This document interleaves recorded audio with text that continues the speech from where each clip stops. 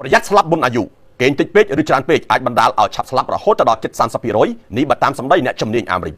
ការសិក្សាថ្មីមួយនៅសហរដ្ឋអាមេរិកបានបង្ហាញថាទម្លាប់នៃការគេងមិនបានត្រឹមត្រូវទាំងការគេងតិចពេកឬច្រើនម៉ោងជ្រុលពេកអាចធ្វើឲ្យមនុស្សឆាប់ស្លាប់មុនអាយុរហូតដល់ 29% ឯណោះអ្នកស្រាវជ្រាវមកពីសាកលវិទ្យាល័យ Vanderbilt នៃសហរដ្ឋអាមេរិកបានរកឃើញថាការគេងតិចម៉ោងពេកនិងច្រើនម៉ោងពេកគឺអាចបង្កគ្រោះថ្នាក់ដល់សុខភាពមនុស្សយ៉ាងធ្ងន់ធ្ងរនៅក្នុងនោះអ្នកជំនាញបានបញ្យល់ថាមនុស្សពេញវ័យគួរតែគេងចន្លោះពី7ទៅ9ម៉ោងនៅក្នុងមួយយប់ក៏ប៉ុន្តែ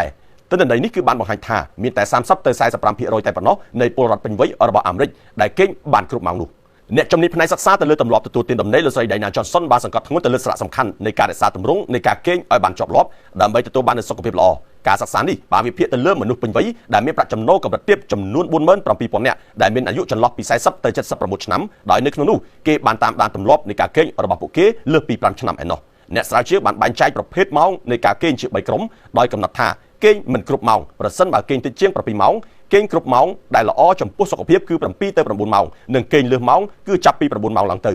ជាលទ្ធផលអ្នកជំនាញបានរកឃើញថាការគេងរយៈពេលតិចពេកឬយូរពេកគឺជាប់ទាក់ទងទៅនឹងហានិភ័យសុខភាពធ្ងន់ធ្ងរនិងការស្លាប់មុនអាយុហើយដូច្នេះហើយអ្នកវិទ្យាសាស្ត្របានណែនាំថាបើអ្នកចង់បានសុខភាពល្អនិងអាយុវែងអ្នកត្រូវតែផ្ដល់អាទិភាពទៅលើការគេងឲ្យបានគ្រប់គ្រាន់ជារៀងរាល់យប់ហើយកត្តាផ្សេងៗទៀតដូចជារបបអាហារត្រឹមត្រូវក៏ជាចំណុចសំខាន់ដែរដើម្បីឲ្យអ្នកទទួលទានដំណេកបានល្អនោះ